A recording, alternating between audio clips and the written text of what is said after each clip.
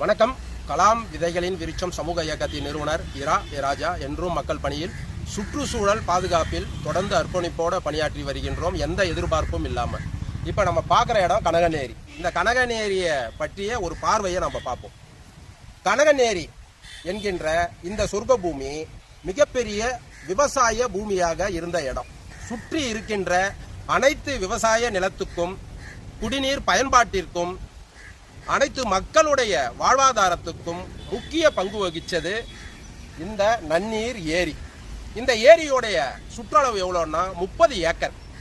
இந்த 30 ஏக்கர் பரப்பளவு உள்ள இந்த ஏரியில் நீர்நிலைகளில் வாழுகின்ற அனைத்து உயிர்களும், அனைத்து உயிர்களை சுழற்சி முறையில் சங்கிலி தொடராக இருக்கின்ற பறவை இனங்களும் வாழ்ந்து கொண்டு இருந்தன.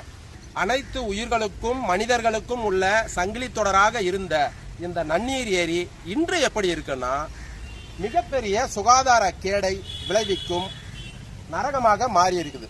பார்த்தீங்கன்னா இன்னைக்கு விஞ்ஞான வளர்ச்சி ஏற்பட்ட பிறகு, மனிதர்களுடைய தேவைகள் அதிகமான பிறகு இந்த ஏரியை சுற்றி இருக்கின்ற அனைத்து பகுதியும் நகரமாக மாறிவிட்டது. நகரமாக மாறலாங்க, தப்பு கிடையாது. ஆனால் நரகமாக மாறிடக்கூடாது. எந்த செல்வங்களை சேமித்தாலும் நோயற்ற வாழ்க்கை முறையை சேமிக்க வேண்டும். அடுத்த சந்ததிக்கு நம்ம என்ன கொடுத்துட்டு போவோம்? இந்த ஏரியை நமக்கு கொடுத்தது நம்ம முன்னோர்கள் நம்மளுக்கு கொடுத்து சென்றாங்க.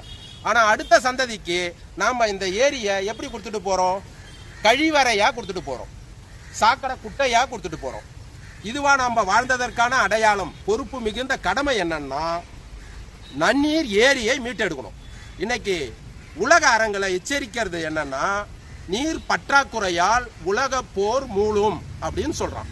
நம்ம புதுச்சேரிக்கு அந்த நிலையே இல்லைங்க.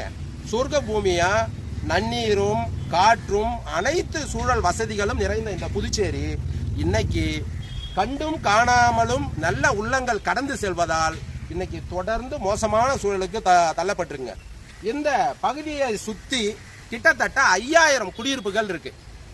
இந்த 5000 குடியிருப்புகளில் இருக்கிற மக்களை நீங்கள் பரிசோதனை செய்தீங்கன்னா 1000 பேராவது நோய்வாய்ப்பட்டு இருப்பாங்க. வேணாலும் சுகாதாரத்துறை பரிசோதனை செய்யட்டும், அப்படி இல்லைன்னா என்ன கைது செய்யட்டும். வெளிப்படையாக சொல்கிறேங்க. நேற்றைய பொழுது நான் இங்கே வந்து சென்றேன். இன்று கடுமையான சளி, மூச்சு திணறல், வேது பிடிச்சிட்டு வந்திருக்கேன். இங்கே இருக்கிற மக்களில் முக்கியமாக நோய் எதிர்ப்பு சக்தி இல்லாத மக்கள். ஏன்னா இன்னைக்கு இருக்கின்ற அதிவேக உலகத்தில் ஆரோக்கியமான உணவு இல்லை. துரித உணவு சாப்பிட்றதால எந்த பயனும் இல்லை. அப்படி துரித உணவுகளை சாப்பிட்டு வளர்ந்த பிள்ளைங்களுக்கு நோய் எதிர்ப்பு சக்தி இருக்காது. அப்போ இந்த நச்சு காற்று, அதில் இருக்க கிருமிகள் இங்கே இருக்கிற குழந்தைங்களை சீக்கிரம் பற்றி கொண்டு நோய்வாய்ப்படும் நிலை இருக்குது. அதுலேருந்து நம்ம மீட்டெடுக்கணும்னா இங்கே இருக்கின்ற மக்கள் ஒன்றிணையணும். சம்பந்தப்பட்ட அரசு துறை சார்ந்த அலுவலர்கள் மக்களுடைய வரிப்பணத்தில் சம்பளம் பெற்று இங்க இருக்கின்ற மக்களுக்கு பணி செய்யறதுக்கு தான் வந்திருக்கிறீங்க. பொறுப்புணர்ச்சியோட நான் சொல்கின்ற இந்த கருத்துக்கள் உங்களுக்கு ஏற்கனவே தெரிந்தவை தான். நான் புதுசா சொல்ல போறது கிடையாது. அதை தான் நீங்க படிச்சுட்டு வந்திருப்பீங்க. ஆனா படிச்சதை செயல்பாட்டு கொண்டு வரணும்னா நீங்க இந்த நன்னீர் ஏரியை மீட்டெடுக்கணும்னா முதல்ல இந்த கழிவு நீரை தடுக்கணும். அதுக்கப்புறம் சுத்திகரிப்பு நிலையத்தை அமைக்கணும்.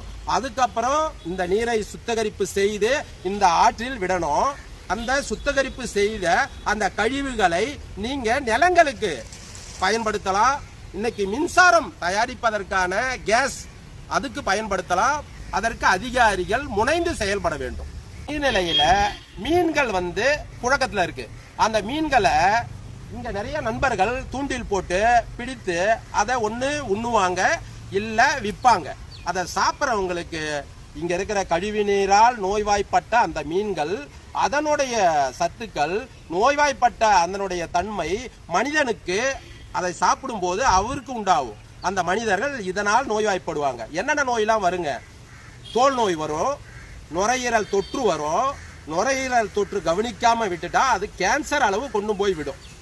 நோயால் பாதிக்கப்பட்டு ஒரு உயிர் போகுதுன்னா அதுக்கு யார் காரணம்னா அரசியல்வாதியா? கிடையாது. ஆளுகின்ற அரசா? கிடையாது. அரசு துறை சார்ந்த அலுவலர்கள் தான் காரணம். ஏன்னா அவர்களுடைய செயல்பாட்டை யாராலும் தடுக்க முடியாது. அவர்கள் நிரந்தர அரசு பணியாளர்களாக ஓய்வு பெறும் வரை பணியாற்றக்கூடியவர்கள். கனகன் ஏரியை ஒட்டி இருக்கின்ற மிகப்பெரிய இந்திரா காந்தி மருத்துவமனை. இந்த மருத்துவமனையில் என்னெல்லாம் நடக்குது? அந்த மருத்துவமனையில் உயிருக்கு ஆபத்தான நோயாளிகள் மருத்துவம் பயன்பாட்டுக்காக வராங்க. குழந்தைகள் மகப்பேறு நடக்குது. அப்போ அவங்க ஆரோக்கியமான சூழலில் மருத்துவமனை இருக்கணும்.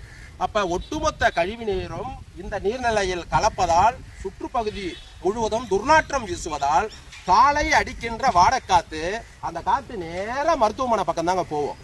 மருத்துவமனையுடைய ஜன்னல்கள் திறந்தே தான் இருக்கும் காற்று வசதிக்காக. இந்த காற்றை சுவாசிக்கிற நோயாளிகளின் நிலை என்ன? இதை அரசு சிந்திக்க வேண்டும். மருத்துவமனை நோயாளிகளுக்கு ஏற்படுத்தி கொடுத்த அரசு அந்த நோயாளிகளின் ஆரோக்கியத்தை கெடுக்கின்ற இந்த மோசமான துர்நாற்றம் வீசுகின்ற ஏரியை மீட்டெடுப்பதற்கான முயற்சியை மேற்கொள்ளணும்ல. விரைந்து இந்த ஏரியை மீட்டெடுத்து சுற்றுப்பகுதி முழுவதும் நடைபாதையை சீரமைத்து இந்த ஏரிக்கும் சாலைக்கும் இருக்கின்ற தொடர்புகளை ஏற்படுத்தி இந்த ஏரியை சுற்றி ஆக்கிரமித்துள்ள அனைத்து ஆக்கிரமிப்புகளையும் அகற்றி மக்களுக்கான சொத்துக்களை மக்களுடைய பயன்பாட்டுக்கு, பல்லுயிர்களுக்கான சொத்துக்களை பல்லுயிர்களின் பயன்பாட்டுக்கு பாதுகாத்து கொடுக்க வேண்டியது புதுச்சேரி அரசின் தலையாய கடமையாக நல்ல நீர்நிலைகளை மீட்டெடுப்பதற்கு உதவுங்கள். நன்றி.